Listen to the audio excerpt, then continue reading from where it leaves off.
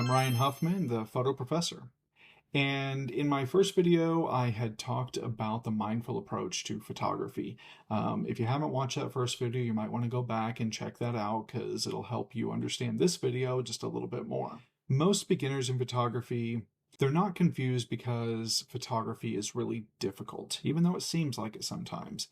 They're probably confused because things are just out of order, out of sequence for them. If you are a beginner, here's some things that you don't want to focus on. In the beginning, manual mode doesn't matter. In fact, you need to stay away from it for a while, okay? Because it's going to just really confuse you. So we're not going to start in manual mode. We are going to start just by seeing things and understanding how things come together before we learn about any settings. Another thing that new photographers might hear a lot of or might be infatuated with in some way, shape, or form is gear upgrades. I need a better camera, I need a better lens, I need this, I need that, I need the newest gadget on TikTok Shop or whatever it happens to be. You don't need any of that stuff. Okay, if you have a cell phone camera, that's fine. As long as the camera works, you're fine. You don't need expensive gear. Wait until you understand how to even use that gear before you buy anything extra. So I have 13 years of teaching experience at the college level, and I can tell you one of the biggest regrets that my students would have is jumping into buying gear too quickly, because you simply don't know what you need in the beginning. When you don't understand the difference between a fixed aperture lens and a variable aperture lens, if that sounds like gibberish to you right now, you really don't have any reason to go buy a lens. Another thing that trips people up in the beginning is they think they need editing presets for whatever program they're using, because editing presets are just everywhere today. And we're used to them because there's filters in Instagram and in every app that we use, right? We can put filters to make the image look better or look different. And you see those editing presets, and it basically does kind of the same thing. And so it makes people think that, well, maybe I'm not that great of a photographer, but I can use those presets and make my images look better. But you don't want to go that route if you want to be a good photographer, because if you're going to rely on editing presets to do what you should have done in the camera, then you're never really going to learn how to capture those great images, and you're always going to be kind of limited. Another thing that a lot of beginners are hit over the head with is compositional rules right out of the gate. Now, compositional rules are very important, but that should not be the very first thing that you learn. It is going to be close, but what often happens with beginners is they hear these compositional rules and they hear the word rule and they think, oh, I have to do that all the time, right? So next thing you know, every shot that they take, they have the subject in the right third of the image, regardless if it looks good or not, because someone they saw gave them online told them a tip where, oh, your images are going to look better if you put them in the right third of the frame. So compositional rules are great, but just understand when they don't really matter and when they do matter. The first thing you need to understand when you're learning photography is how to see light. That is the most important thing. In my previous video, I had mentioned that without light, we have nothing, right? We need light to be able to take a picture. More importantly, then, how do we control light? What do we want light to do for us to make the image look the way that we want it to look? So we can do this on a daily basis without a camera. We can just be looking around and see what's happening with the sunlight or a lamp light at home or whatever we might be experiencing. The next thing is noticing direction. That could be the direction of light. If I turn one of my lamps off, you can see that I've got obviously highlights on this side and then I've got shadow over here. But it's not just as simple as that. You can see the shape of the shadow, so you can kind of glean what direction the light is coming from.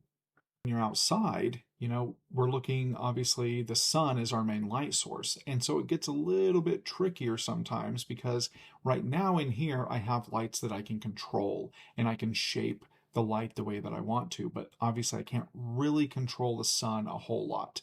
There are some ways to kind of control it, but not a whole lot. And so I just kind of want you to think about the direction of light when you're walking around on a daily basis and look at, okay, what's the light doing on this person's face? How many times have you really noticed that?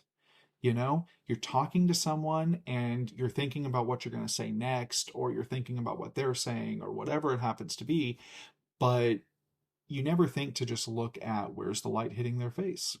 As a photographer, that's something a lot of us do.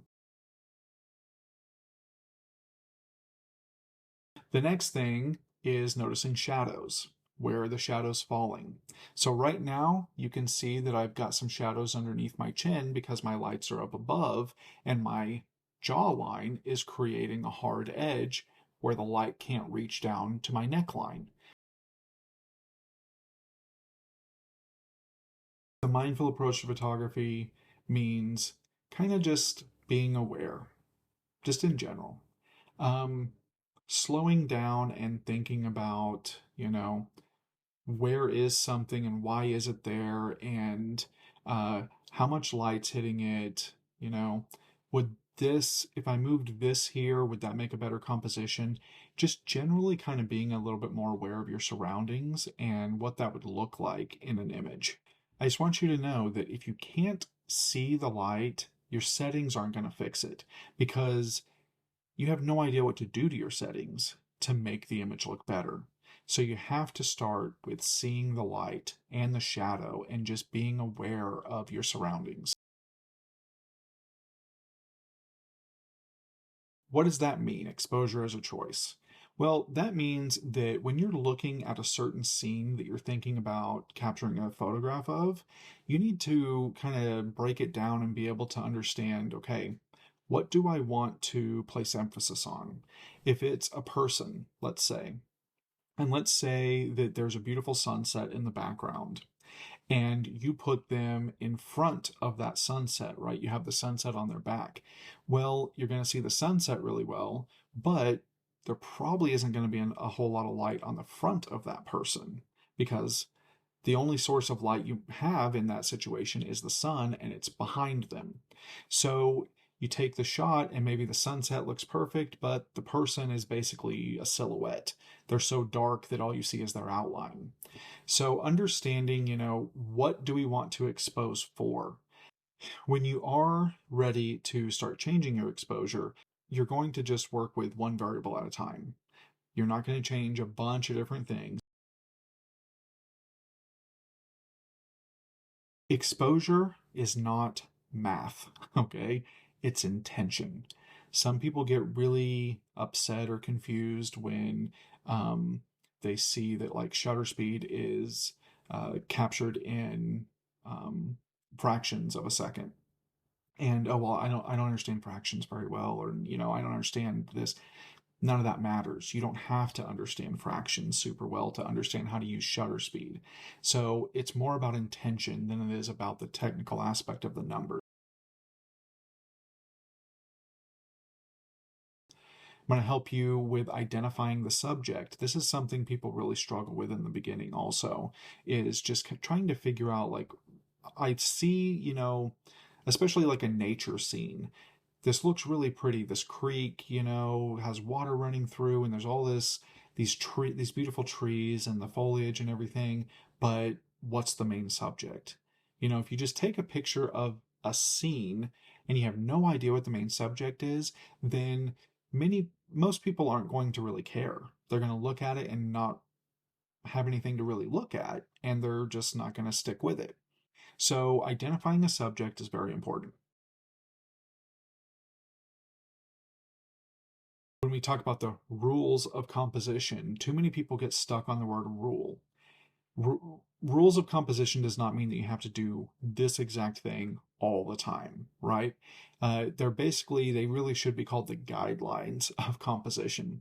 But what's more important about composition than like following all of those rules is just achieving balance, using the different rules in different ways to make the image look good overall. We've gone through some of the points that I'm going to be teaching in some subsequent videos, and I hope that this is making you feel a little bit calmer. If you're new at photography and you follow the order that I'm laying out for you, it's going to calm your anxiety.